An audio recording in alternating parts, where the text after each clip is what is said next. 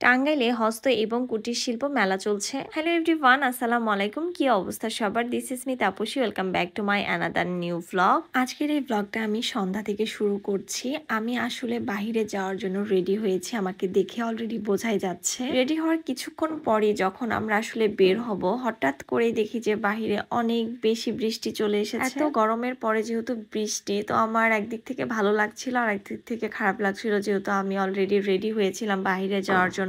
এত বৃষ্টি হচ্ছিল যে মনেই হচ্ছিল থামবে না, তাই আমি পরে আবার চেঞ্জ করে চলে আসলাম চা তৈরি করতে। চিন্তা করলাম অনেক বেশি বৃষ্টি হচ্ছে, ঠান্ডা ঠান্ডা লাগছে, আমরা একটু বারান্দায় বসে দুধ চা খাই। তবে এর মাঝে হঠাৎ করে চা খাওয়ার সময় দেখলাম যে বৃষ্টি একদমই চলে গেছে। যেহেতু রেডি হয়েছিলাম তাই নতুন করে আমি আবার রেডি হই, তারপরে আমরা আবার বাহিরে যাই। কিছু ওষুধ কেনার ছিল, তো আমরা সেগুলো কিনে চিন্তা করলাম যেহেতু বাণিজ্য মেলা চলছে আর আমার পেজের অনেকেই আমার কাছ থেকে বাণিজ্য মেলার ভিডিও দেখতে চাইছে, মনে হচ্ছিল যে মেলায় গিয়ে খুব একটা মানুষের ভিড় হবে না, যেহেতু অনেকটা বৃষ্টি হয়ে গিয়েছে। আর আমরা যখন মেলায় যাই তখন প্রায় বাজে 8:30টার মতো। এইবারের মেলার গেটটা কিন্তু ছিল এরকম, টিকিট মেবি 20 টাকা অথবা 30 টাকা ছিল। মেলার পরিবেশটা অনেকটাই ঠান্ডা ছিল, আগেই বললাম যেহেতু বৃষ্টি হয়েছে, খুব একটা লোকজন আমার তো চোখে পড়ছিল না। এখন আর এই টাইপের মেলায় আসলে আসতে খুব একটা ভালো লাগে না। টাঙ্গাইলে যতবারই মেলা হয় দেখা যায় যে একদমই সেমই দোকান থাকে, সেম জিনিসপত্রই পাওয়া যায়, ভিতরে সবকিছুই অনেকটাই সেম থাকে। এর জন্য আমার খুব একটা আসার ইচ্ছা ছিল না। আজকে যেহেতু একটু সময় পেয়েছি আর যেহেতু অনেকে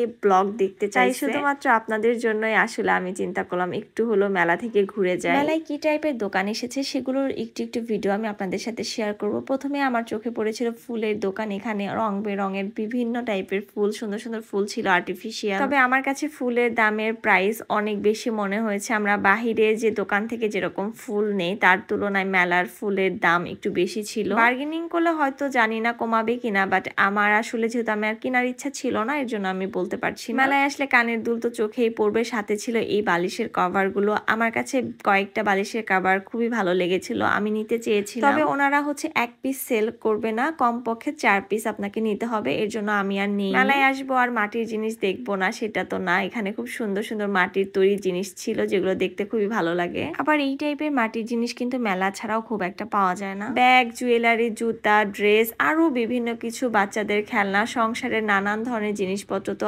আছেই। মেলায় কিন্তু বিভিন্ন ধরনের কাচের চুড়ি বা যে কোনো ধরনের চুড়ি কিন্তু অনেক পাওয়া যায়। এই টাইপের কিছু ছেলে মেয়েদের জন্য দোকান ছিল জামা কাপড়ের, সাথে বিভিন্ন ধরনের খাবারের দোকান তো আছেই। অনেকটা বৃষ্টি হওয়ার কারণে প্রথম দিকে লোক সংখ্যা অনেকটাই কম ছিল, পরে ধীরে ধীরে লোক সংখ্যাও বাড়তে থাকে। মেলায় কিন্তু এই টাইপের বিভিন্ন চামিজের সেট পাওয়া যায়, গ্লাস সেট পাওয়া যায়, যেগুলো একটু কম প্রাইসে পাওয়া যায়। যারা নতুন সংসার করছে বা যারা একটু কম প্রাইসের মধ্যে এগুলো নিতে চায়, তারা চাইলে মেলা থেকে এই টাইপের জিনিসগুলো নিতেই পারবে। আর দেখতেই পাচ্ছেন জায়গায় জায়গায় অনেকটা পানি জমে গিয়েছে বৃষ্টির কারণে। বৃষ্টির কারণে কিছু দোকান কিন্তু বন্ধ ছিল। আমি যে কয়েকটা দোকান খোলা ছিল মোটামুটি সবগুলোতে যাওয়ার চেষ্টা করেছি। আমার খুব একটা মেলার কোনো জিনিসই পছন্দ হয় নাই। পছন্দ বলতে আমি আসলে বাসার জন্য বা নিজের জন্য কেনার মতো কিছুই পাইনি। এরপর চিন্তা করলাম যে কিছু একটা কিনবো, তারপর ভাবলাম যেহেতু বাসায় বরফ রাখার এই টাইপের জিনিসগুলো নেই, ফ্রিজের সাথে যেটা দেয় সেটা তো ভেঙেই গিয়েছে, তাই এখান থেকে আমি এগুলো একটা নিয়েছি। আর এবারের মেলায় কিন্তু এরকম দেখা যাচ্ছিল সরাসরি গান বলছে, এর আগের মেলাগুলোতে আমি এগুলো দেখি। এবারের মেলায় আমার কাছে ওই জিনিসটাই নতুন মনে হয়েছে।